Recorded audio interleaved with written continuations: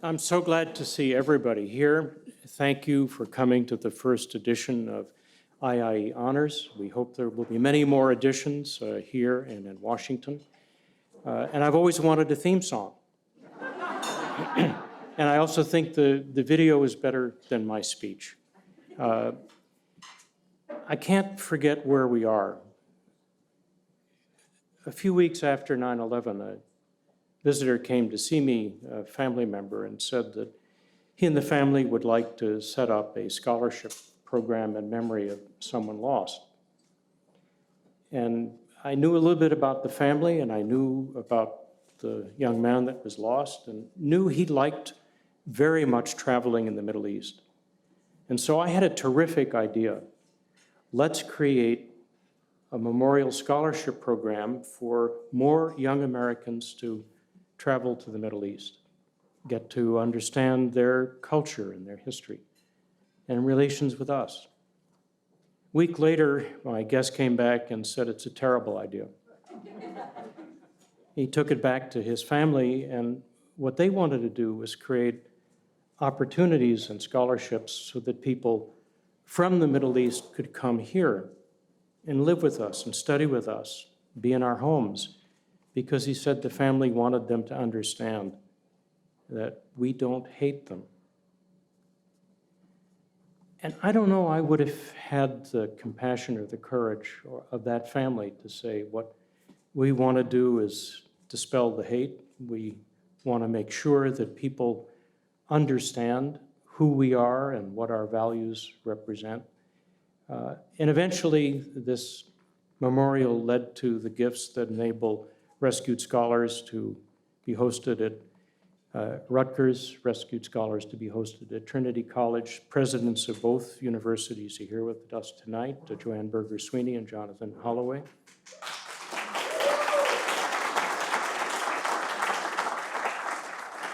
Thanks to Mark Engelson's work, it inspired other campuses that we both were associated with to do the same. And ever since that disaster, the IIE story has been, let's think of a way to, from the disaster, dispel hatred, make the world a less dangerous place, and help everybody that we can. And after every crisis, what's sort of unique about IIE is people call us and say, how can we help? How can we do something that will either help the people affected or maybe help the people that could be avoid being affected? Right after the Russian invasion of Ukraine, we had calls right away from our foundation friends here tonight saying, how can we help? And literally millions of dollars came in a matter of days to help stranded students, to help rescue scholars, to help people that were going to be threatened.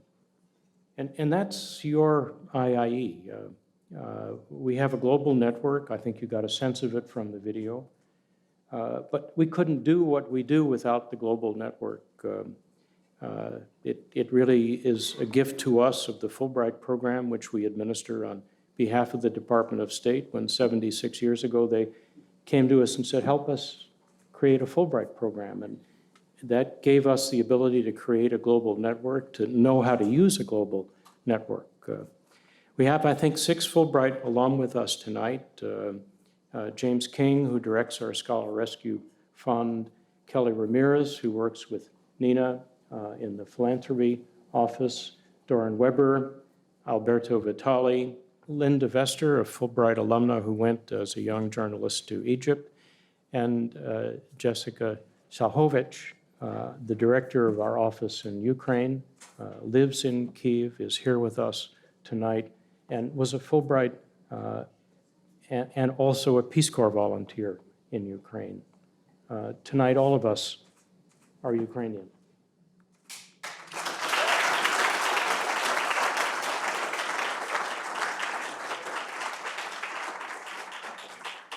So we, with this evening, have tried to figure out a way to say thank you. I see Yuri from the Simons Foundation with us. So tonight, we hope you get a sense of what we do, but also who we do it with and who we do it for. because we will have many other crises, many other needs. And soon you will also hear about a scholarship program earmarked just for refugees. The group in the world everybody forgets, and my colleagues Jason and Sarah co-chair that effort. But for now, it's my great pleasure to introduce our co-MCs of the evening. First, Sarah Haiti and Mark Engelson, the chair of the IIE Board of Directors. I'd like you to join me on the stage and start the program. You're here tonight because you're passionate in your belief in the power of the IIE community to create global change. Tonight, we extol the contributions of this community and of what we have achieved together, all of us. And we celebrate the boundless opportunities created by IIE and the nearly infinite possibility before us to do so much more.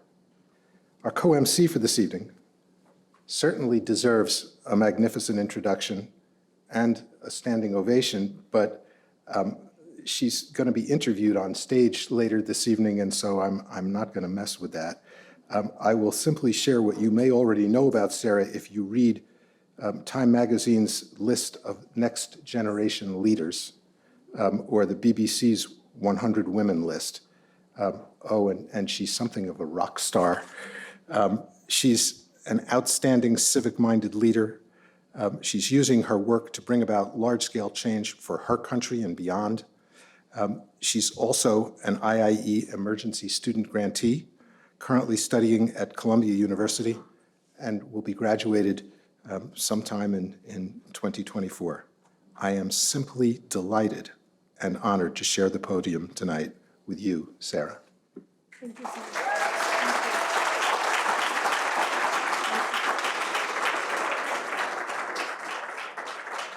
Thank you for your kind words, Mark. I'm very proud to be part of this night. Coming from Afghanistan, I understand what a lack of access to education means for a country and for a gender. It stifles progress, it holds back prosperity, and it suffocates creativity and independence. Inequity in education leads to inequity in life. IIE realized these facts long ago. By empowering people with the opportunity to learn, we give them the chance to cultivate skills, knowledge, and talents that they reinvest in their communities and share with the rest of the world. I know this firsthand because IIE has enabled me to continue my education in the face of extraordinary challenges and realize my ideas for using technology to unify and engage communities. I'm grateful to the IIE community for making these opportunities possible, and I look forward to spending this special evening with you. Thank you, Mark.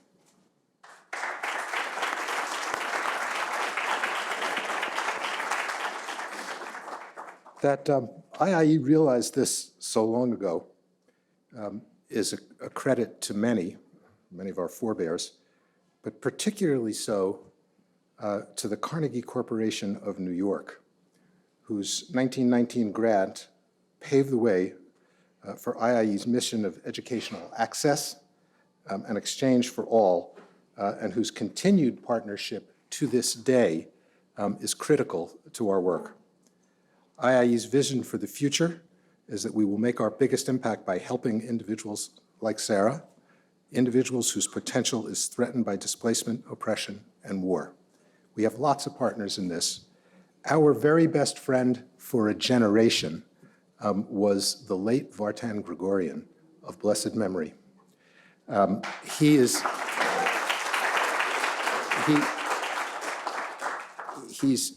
represented here tonight by Ms. Fratelli from Carnegie. Where are you, please? Please rise and be recognized. Carnegie is with us tonight. Thank you for coming. Thank you, thank you, thank you. No other organization is making this same impact in the regions and communities where help is needed most. We have the unparalleled ability to identify the world's changemakers, to connect with them, and to provide opportunities that will help them to transform their lives. And as Sarah said earlier, time and again, IIE's grantees have gone on to dedicate their studies, research, and creativity to uplifting their home communities and changing the whole world for the better. The changemakers to whom we will introduce you this evening have all risen above hardship with the help of one of 4 IIE programs. The Scholar Rescue Fund, of which I am now former chair, which is still very close to my heart. The Odyssey Scholarships, you're going to hear more about those this evening. The Artist Protection Fund and the Emergency Student Fund. These programs have allowed IIE's investors, you, us, to make a direct impact on the lives of our grantees who in turn spark the changes that we all wish to see in the world. After hearing from these remarkable individuals, we want you all to walk away inspired by what has been accomplished and by what can still be achieved. When a story or performance strikes you, remember this: you are welcome, urged even, to share the moment with your network. Post on Instagram, LinkedIn, send a tweet, or even mail a card tomorrow. Tell people what you saw and what you learned. And don't forget to tag us. And I'm gonna actually ask my brother, so Mark and I can take a selfie. Can you pass me my phone, please? Just for the memories.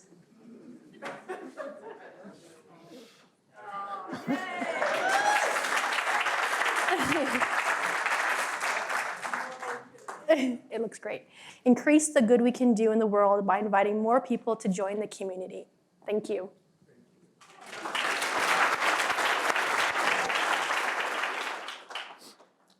The first distinguished individual whom we will honor this evening is Dr. Helen Kimby, an accomplished scholar in the field of medical parasitology.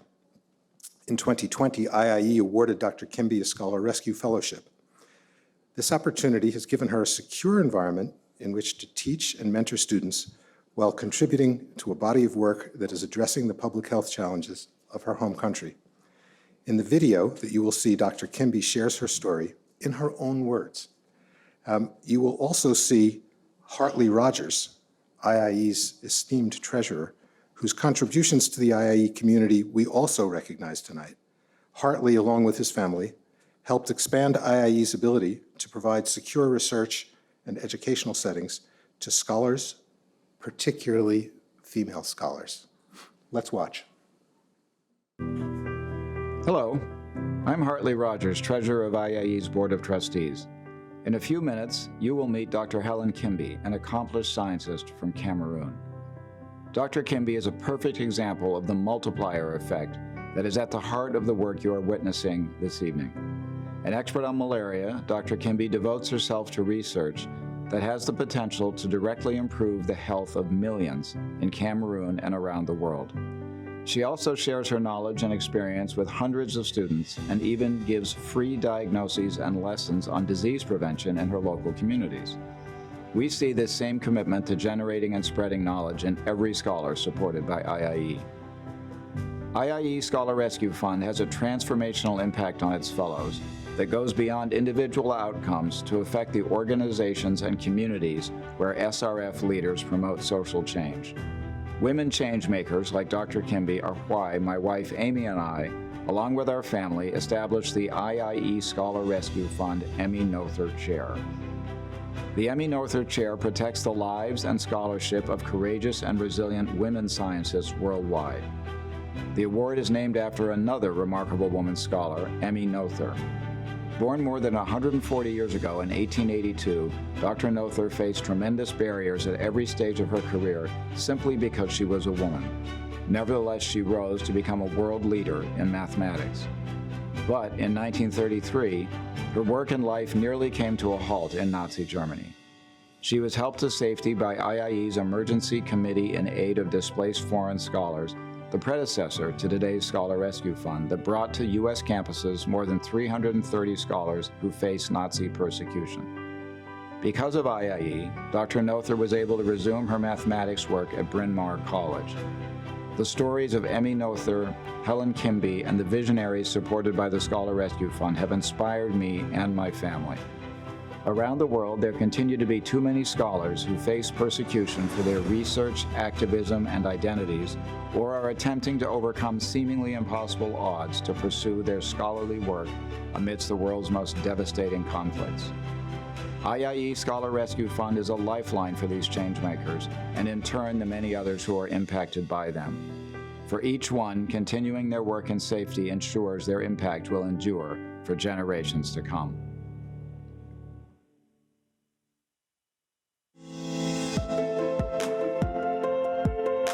In the field of science, if you easily give up, you will hardly achieve anything. I'm Helen Kimby, and presently I'm a visiting professor of medical parasitology at Drexel University College of Medicine. I grew up in Cameroon, and after high school, I was fortunate to win the Cameroon government scholarship, and that took me to the University of Lagos in Nigeria, where I did a BSc, an MSc, and finally a PhD in medical parasitology. I grew through the different ranks of lecturer, associate professor, and finally as a full professor in the year 2016. But along the way in 2016, we had challenges in Cameroon. There was a crisis, and life became very challenging. I started to look for a fellowship, and fortunately, I won the IIE SRF fellowship, and that connected me to Drexel University. I was very, very excited because I knew that I was going to change my environment and that it was going to be beautiful, and that is exactly what has been happening. The field in which I'm interested is malaria. And malaria is a disease of poverty. It's a major public health problem in Cameroon.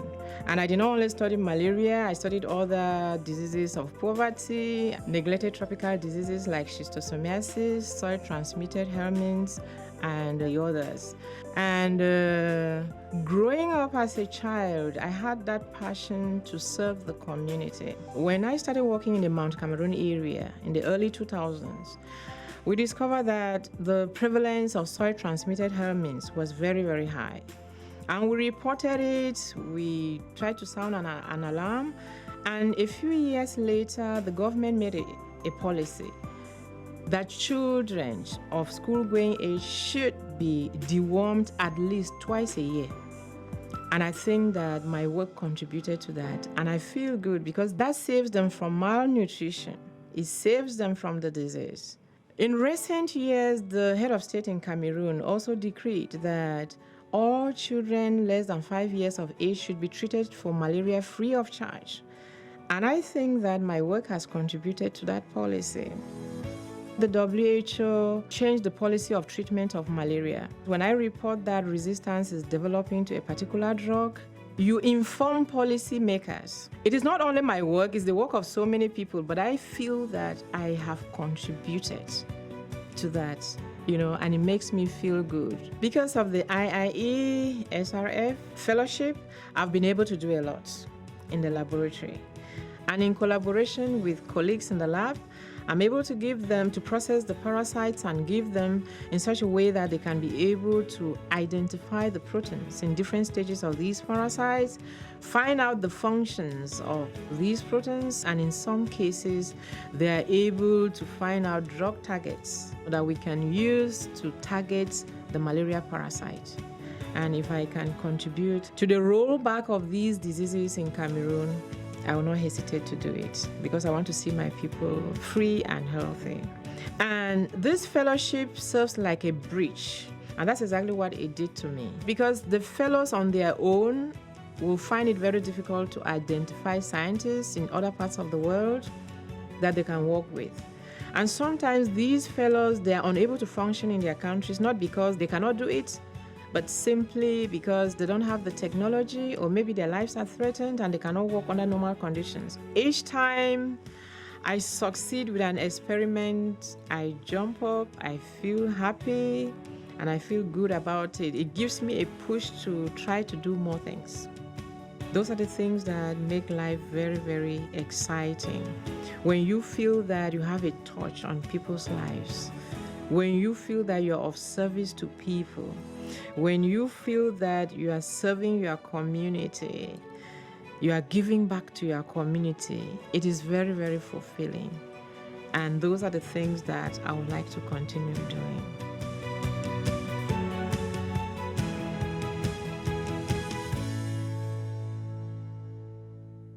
Among the members of the IIE community we wish to honor this evening are the like-minded organizations who support IIE's work as generous sponsors and committed partners.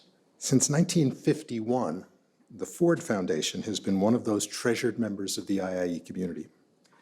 For more than 70 years, their partnership has been innovative, steadfast, and prolific. Early in our collaboration, Ford helped us establish 5 regional offices across the United States, greatly adding to our community's capacity and reach. In the decades since, Ford has delivered nearly 600 grants to IIE, which have provided training to thousands of changemakers around the world. To tell us more about what Ford and IIE have accomplished together and to introduce tonight's performer, here is a special message from Ford Foundation President, the incomparable Darren Walker. Good evening. I'm delighted on behalf of the Ford Foundation trustees and my colleagues to congratulate IIE on this extraordinary occasion, this celebration. And for the Ford Foundation, IIE has been a dedicated and critically important partner for over 7 decades. Together, the Foundation and IIE have worked around the globe, advancing equality, justice, development, and opportunity for millions of people. Indeed, IIE has been among the most important partners in the history of the Ford Foundation, and I'm so grateful to Alan Goodman, the extraordinary trustees and dedicated staff of IIE for all you do. Now, among the many programs we have worked on together, the arts have been an especially important one to me. And the arts we know matter because without arts, we can't have justice. And without justice, we can't have dignity for every person on this planet. And the IIE has been at the forefront of advancing justice, equity for everyone. Now, tonight's performer is an extraordinary, exceptional artist. Lucienne Dome received an Artist Protection Fellowship from IIE. Her music and her compelling visual and theatrical expressions have brought the richness of the African diaspora and the theatrical work of her company to people from Africa to Brazil. She has used her creative work to address issues of racial injustice and to recognize and affirm Black identity. It's my great honor and pleasure to introduce and welcome Lucienne Dom. Hi, everybody.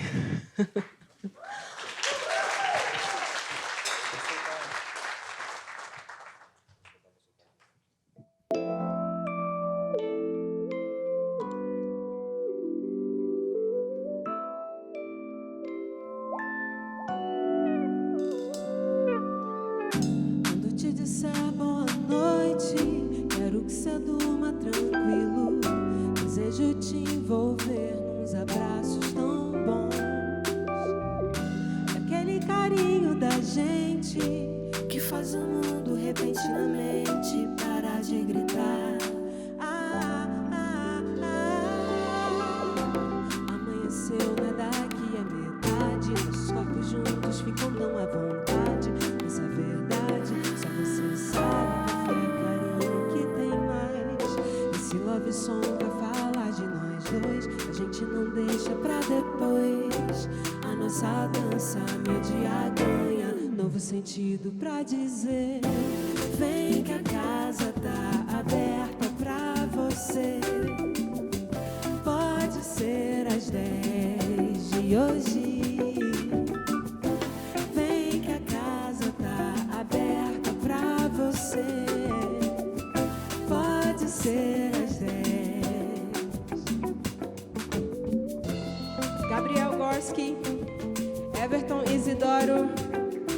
Flávio Silva, from Brazil. Disser boa noite, quero que cê durma tranquilo. Desejo te envolver nos abraços tão bons, daquele carinho da gente que faz o mundo repentinamente parar de gritar. Amanheceu, nada aqui é metade. Nossos corpos juntos ficam tão à vontade. Nossa verdade, só você sabe. Café, carinho, que tem mais. Esse love song vai falar de nós dois. A gente não deixa pra depois. A nossa dança, meu dia ganha novo sentido pra dizer: vem que a casa tá aberta pra você. Pode ser às 10 de hoje. Alô? Vem que a casa tá aberta pra você. Pode ser às 10. Vem que a casa tá aberta pra você chegar.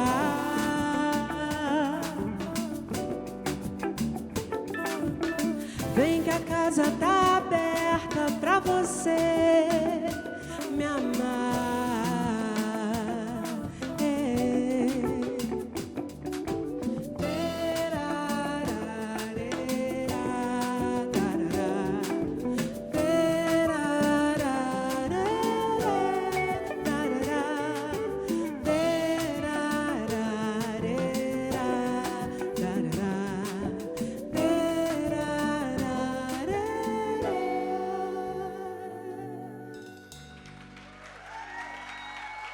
Wow. Thank you so much. Thank you so much. I'm very grateful to be here tonight with you all. I'm very grateful for APF to having me here. We made it, Allison. We made it, Mary Margaret. Thanks, NJCU, Tamara. Wow. It's just, I spent 1 year, more, right? Like one year and maybe 2 months here, and I've been learning so much. But the most important thing I've been learning is the unique language we are urgent to learn. That's love. So tonight we're gonna talk about love. Even if you don't understand Portuguese, that's my language, you all will understand the love.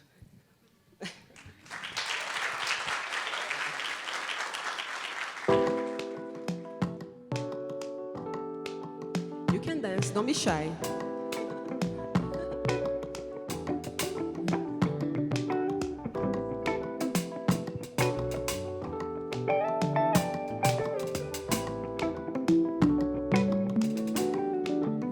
Baby, tuas incertezas, veja só como é que eu vou dormir.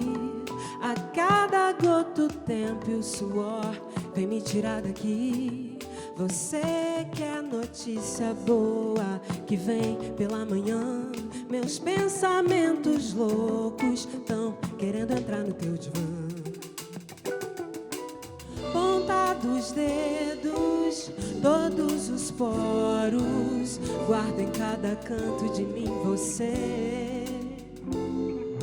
Fios de cabelo, suor dos corpos. Nossos relógios têm desejos, querem te dizer. Nossos relógios têm desejos. Cada minuto a saudade, cada gota do teu mar que é bom. Tão longe da minha vontade, mas o cheiro da tua pele grudou. Cada minuto a saudade, cada gota do teu mar que é bom. Tão longe da minha vontade, mas o cheiro da tua pele grudou.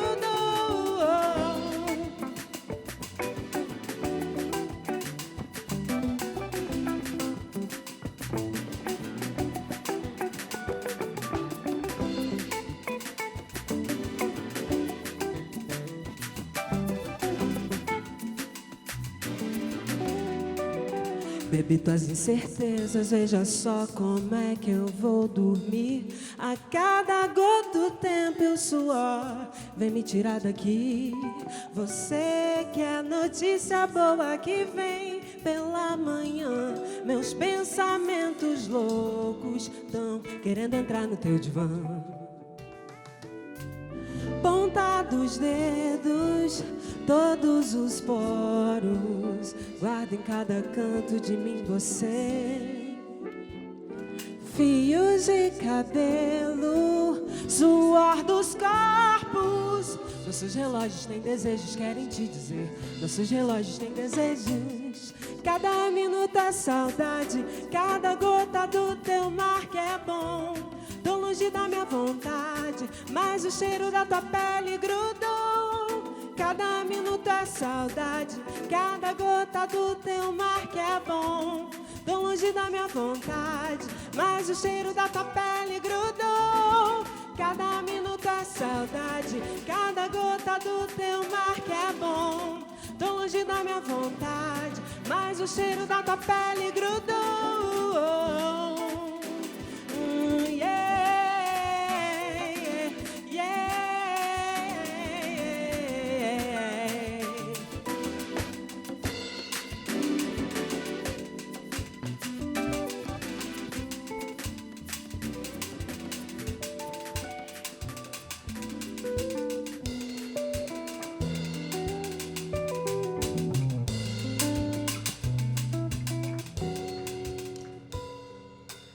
Cada minuto é saudade, cada gota do teu mar que é bom.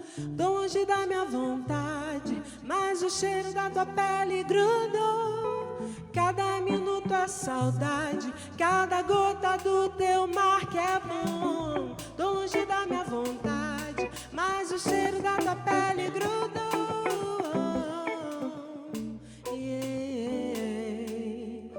Thanks APF, thanks NJCU, thanks IIE. Hope more people around the world made it. They have the same opportunity. Thank you for having me here.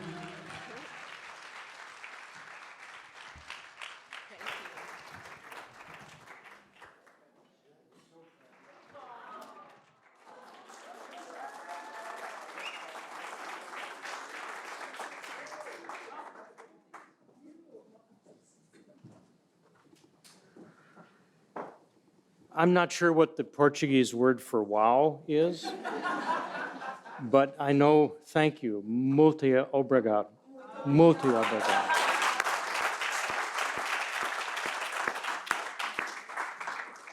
And listening to that performance and the energy, I keep asking myself, why are people that do this threatened? Why do they need help? And that was the very same question that the Mellon Foundation came to us with. I know Susan Fader is here. I was in at the beginning, Susan. Of thinking about this as a program, and apparently you were getting letters from lots of artists that were in difficulty. Our former board member, Mariette Westerman, said she was worried about the female punk rock band in Russia that was getting to the edge. They're probably the only group that hasn't yet applied to us for rescue or help. And we were beginning to get, I'm not a scholar, I'm not a student, I'm an artist. In every discipline, can you help? And thanks to Mellon and several grants later, we have been able to award 54 fellowships. We're on track to award quite a few more, unfortunately. And recently, the Ford Foundation enabled us to add another 18 fellowships for those in the Middle East and North Africa, thanks to their work in that area. So we know, as Darren said, that art conveys dignity and justice, and we can't live without that. We also have to learn to live with displaced populations. Those numbers are growing. Tonight, Wilson Shirley and Arzu from the Afghan Futures Fund are here. We started a year ago trying to figure out how we could create a scholarship program for Afghan students that ended up here having to flee Kabul. Last week, we were able, with a group of funders, to announce 250 scholarships to Afghan students that are here, that will enroll in U.S. colleges and universities. And what's so significant about that is one of the funders said, that's the first 250, let's do 1,000. And it happened a year after Kabul fell. And it would be so easy in the midst of all these other crises to forget about that conflict and the needs that exist from that conflict and move on to the next one. But thanks to Arzo and her colleagues, Schmidt Futures and KKR, we were able to put together a scholarship program that will be the first 250. So another characteristic of our work is we don't forget once another crisis erupts. We also don't forget about the many refugee and displaced students in the world. Those numbers will only grow. And our job is to figure out a way to prevent them from being a lost generation. So please welcome my co-presidents, Sarah Ilchman and Jason Sis, who are the co-chairs of the Odyssey Scholarship Program, to tell us a little bit about what we're aiming to do. More than 100 million people are displaced or living as refugees around the globe. Most reside in countries already struggling to meet the needs of their citizens. Yet the vast majority are desperate for education opportunities. Yet education is one of the most underfunded services by humanitarian aid. And higher education receives an even smaller fraction. At IIE, we invest in scholarships and programs for refugees and displaced people because we know there is a direct correlation between higher education and economic and social mobility. Education is a path to a brighter future. It is also a means of widening opportunity, improving public health, promoting safer communities, and strengthening democracies. Thank you, Sarah. IIE recently launched the Odyssey Scholarship to provide full funding for refugee and displaced students pursuing bachelor's or master's degrees. Our partners at refugee-serving organizations help us identify potential students from around the world whose lives and education has been interrupted due to displacement. Candidates have proven academic ability and a strong desire to be change makers for good. I am immensely proud of our board and my colleagues for what has been accomplished in such a short amount of time and the tremendous potential for this program. What the Odyssey Scholarship does for these young people, these students, cannot be understated. It completely changes the trajectory of their lives. When we held the first selection committee meeting, the hardest part was deciding who not to give an award to. All of the candidates presented deserved an Odyssey Scholarship. The more support IIE receives, the greater number of individuals we can propel forward with an education. That is why we are so grateful to Linda Vester, an IIE trustee and Fulbright scholar, who has helped us empower displaced students by endowing an Odyssey Scholarship in perpetuity. Linda has led an accomplished career in broadcast journalism and foreign affairs reporting. Recently, she spoke with Naw BB, an incoming first-year university student from Myanmar, who we are also honoring tonight. Like Linda, BB hopes to use filmmaking and journalism to tell the world's important stories. She is attending university as an IIE Odyssey Scholar. Let's listen to their conversation.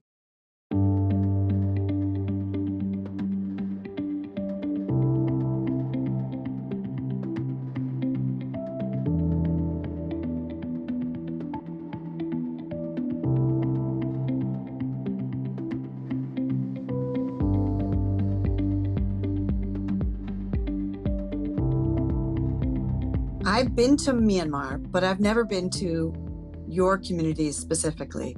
Can you tell me more about it, where you grew up and what your childhood was like? I grew up in a refugee camp in Myanmar. When I was 7 months old, my mom passed away due to her illness, so I need to live with my dad. While passing through the forest, there was a bomb that we didn't know, so that my dad accidentally stepped on a bomb while holding my hand, but luckily I was not hurt, only my dad. He passed away. And then after I lost my dad, there is no one left to look after me. I came to refugee camp. After I finished my grade 10, I started to pursue my study outside the camp. I tried to find opportunities to get access to a higher education program. I'd like to know more about what it was like moving around so much when you were younger. Did that have an effect on how you could focus on your studies? Sometimes I lose my hope to attain my dreams. But since I wanted to be educated and to get a degree and to get a proper job, I didn't focus on those problems. Instead, I just focused on my goals. After I get a degree, I believe that it's not only for myself, and I can also contribute the knowledge that I get from the studies that I learned from university. I can tell that you are smart and very determined and strong. Thank you. How does the scholarship give you hope? As a student from refugee camp, it's really rare to get this opportunity and to fulfill your dreams. And now that you are enrolled in a university program, what is important to you about obtaining a degree? I'm very excited to get more knowledge about filmmaking and photography. I believe that I can develop my country by using the skills and the knowledge that I learned from this degree. It's really important for me and for other people as well to get a degree and to get a proper job. How do you think that access to education could improve things for children in refugee camps? Right now, youth are not focusing on their better future. They will start to think for their future. They will make their future better. How do you see your career unfolding after college? I would like to make film about education system because the education systems in my community is not good enough. We need more qualified teachers, and we need the students to get access to more higher education program and to learn more, and the knowledge that they gain from that, they could share back to the community to make the education getting better and better more than before. What type of impact would you like to make as a journalist and a filmmaker?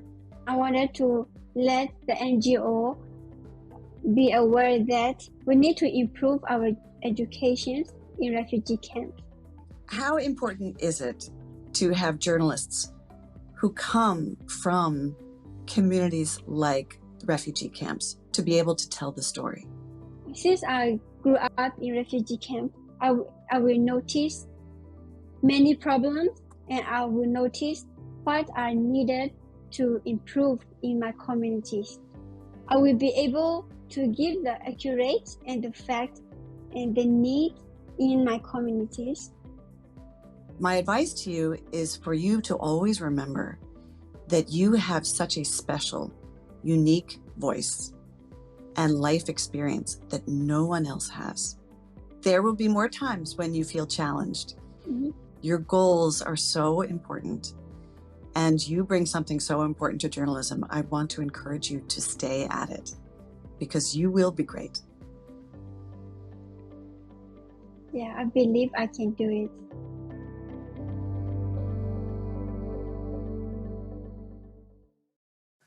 Okay, so wow, Sarah, we get to follow that. And we get to sit back and talk about how you, more importantly, are making an impact on this world.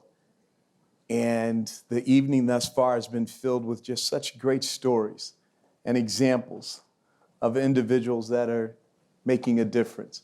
And thank you for all you do. So Mark introduced Sarah a little earlier and gave you a tidbit of who she is. So I get to sit back and amplify your voice tonight, okay?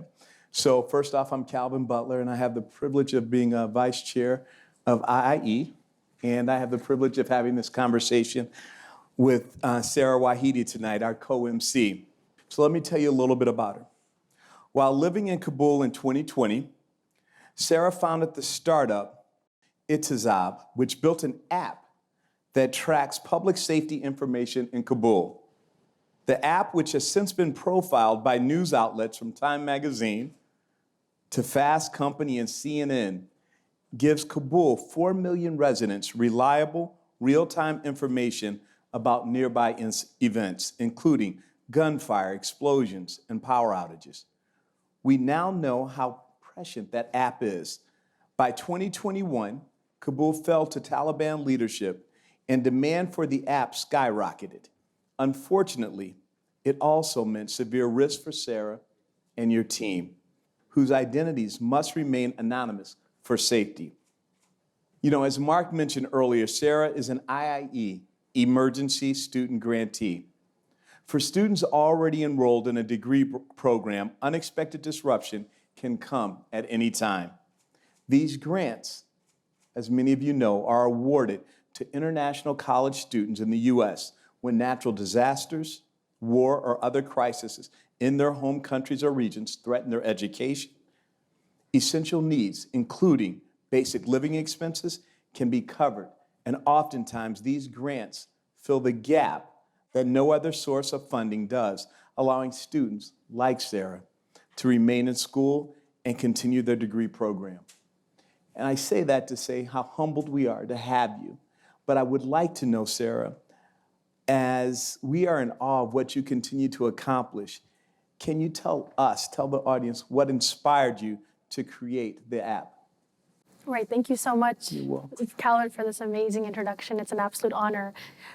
So the app came from a personal experience. I was at the time living in Afghanistan, in Kabul, in the downtown area. And when I was walking home from work at that time, it was May 8th, 2018. I'll never forget that day. I was just a few yards from my home when I just heard some commotion. And then I put two and two together. People were running past me, and within a few seconds, there was an explosion right behind me.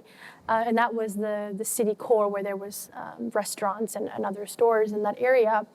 And that area of Kabul was under lockdown for about 12 hours. And during that entire time, I was trying to find out information about what had happened. And the most frightening thing was what I was seeing. It was like a movie. It was just, a few yards away from my balcony. And to be able to see it but not understand it felt criminal to me, that there was no 911, there was no access to information that wasn't politicized. So that experience really just spearheaded the app that Afghans are using today. Amazing. I read that you said that you wanted the app to reduce the anxiety of daily life in Kabul. Describe the toll that unpredictable violence and public safety issues take on the people in Afghanistan. Right, so right now there's just no vehicle for robust, verified, timely information. It's either incredibly politicized or the majority of journalists have fled Afghanistan, and that now they're in every corner of the world but unable to spread trustworthy information within the Afghan people. So right now, to be able to have access to information which is not politicized is impossible. And although our the amount of Afghans we're able to reach right now is very limited, what we're ensuring is that no matter what we post on our application or on our platform is trusted, and we're building that trust within the Afghan citizenry that they have a fundamental right to access to information. And now, access to information is an entrenched human right by the UN Declaration of Human Rights. And that's something that I believe shouldn't be only accessible in the US, for example, where you trust 911 or a lot of platforms, but in Afghanistan as well. That is a fundamental human right. So that's what we're trying to do at Ihtisab. I love the way you immediately put the needs of other people first and thinking about how their lives have been impacted by what's around them. And that's just made you so impactful. Can you share a little bit about how the Taliban's return affected your life? Right. So I was speaking to Shabnam, my friend here, and we both were dealing with our families who were stuck in Afghanistan at that time and dealing with the evacuation. So personally, from my experience, up until 3 weeks ago, actually, my family was stuck. About 8 members after my immediate family were still stuck in Afghanistan who worked for the government, especially U.S.-backed projects. It definitely had a very direct connection with the United States, and they were all in hiding. And up until 3 weeks ago, actually, they were in Afghanistan, but I can say now safely that they're okay. And they're now in Europe, and we're so thankful and so glad that they're okay. So that for the last year has been basically just eating at me is my family, but also my team. They're all still there. We actually, from my team, Afghanistan's first CTO, female CTO, is an Afghan woman, and she was working for my team, and getting her out safely was imperative to me as well. But the rest of my team, who are mainly men, are still in Afghanistan and having to work under aliases. To be safe, we had to remove their names from social media and everything. So it's definitely had a direct impact in terms of my work and my family, but also just me as a very proud Afghan, to see Afghanistan in this situation, especially when 70% of the population is under 30, and we were leading the change. It feels unbelievable to be in this situation. So talk about that. You mentioned your family and your team. How do you balance that with really trying to help your country and stay in the fight and stay engaged? And I know that has to be a constant struggle with that. Tell us how you balance that. Well, I try not to get too emotional with my work, especially being a technologist. I think I'm looking for change in a long-term way. I'm looking 20, 30 years down the road, and I'm trying not to be impulsive. And a lot of people who read articles or who know about Ihtisab ask me why I don't take a more direct stance against the Taliban. It's because I truly believe that they will be removed from power, and the youth will lead that change. And for me to politicize them or to become a direct you go into a direct fight with them isn't a smart choice for me. I think that there are ways to protest and work around that, and we're being very strategic with the way that we post and the way that we crowdsource our information, but we're trying to be 2 steps ahead of the Taliban, essentially, in the way that we do our work. Well, you've heard tonight how we've had funders here at IIE be engaged with us since 1919, right? So it's a long term. So I love the approach. How have the opportunities that the IA community, what have they done and created for you? Well, definitely being able to focus on school and my work, and not have to worry about how to fund an education like Columbia is extremely helpful. I mean, there are so many other students who I know are struggling with that. And for Ihtisab, I finish school and I work up until 2, 3 in the morning, basically just managing the crowdsourcing and verifying reports. Because there are days when there'll be a homicide, and now you have to think strategically about the way that you're posting and the way that you're verifying information. So being able to be supported in this way and being able to study and work on Ihtisab and not have to look for other forms of income that's the only way that I can do this work. That's wonderful. I mean, we talk about this, Time Magazine, CNN, Fast Company. You're doing all these great things and all this acknowledgement. How do you plan to put your education to work take it to that next level? Definitely utilizing technology to promote civic change is always going to be my mission. I believe in leapfrogging, different types of trends that the world has gone through. If the United States right now is leading technology in the most innovative ways, Afghanistan shouldn't have to wait 100 years to catch up. And there should be ways to be able to leapfrog that, utilizing the education that I have here. So definitely working in civic tech is going to be my goal. I love that. So we have a couple of minutes left because a very short conversation, but powerful. I'd love to hear from you. What do you envision for your future? I mean, definitely still advocating for my country. I think this massive brain drain, which has occurred now, this is now the fourth wave of just crippling brain drain that's affected Afghanistan. Keeping my foot in that country always will be my goal, but also spearheading initiatives like Ihtisab, where access to information is I believe, a fundamental human right, how to be able to expand Ihtisab in other countries. And we have interest in 3 or 4 countries that have reached out to us about the platform, and this belief that those who come from lived experiences in countries like Afghanistan can build sustainable technology solutions because they come from those communities. So building things like Ihtisab in countries like Afghanistan will be the goal. Yeah. So let me be one of the many to say thank you. Thank you for what you do. Thank you for your leadership. And what we need to do, though, is I think Alan had walk-up music.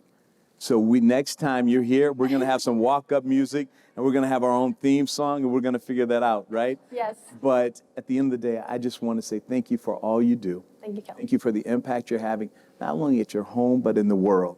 And please join me in just thanking Sarah for her leadership and dedication.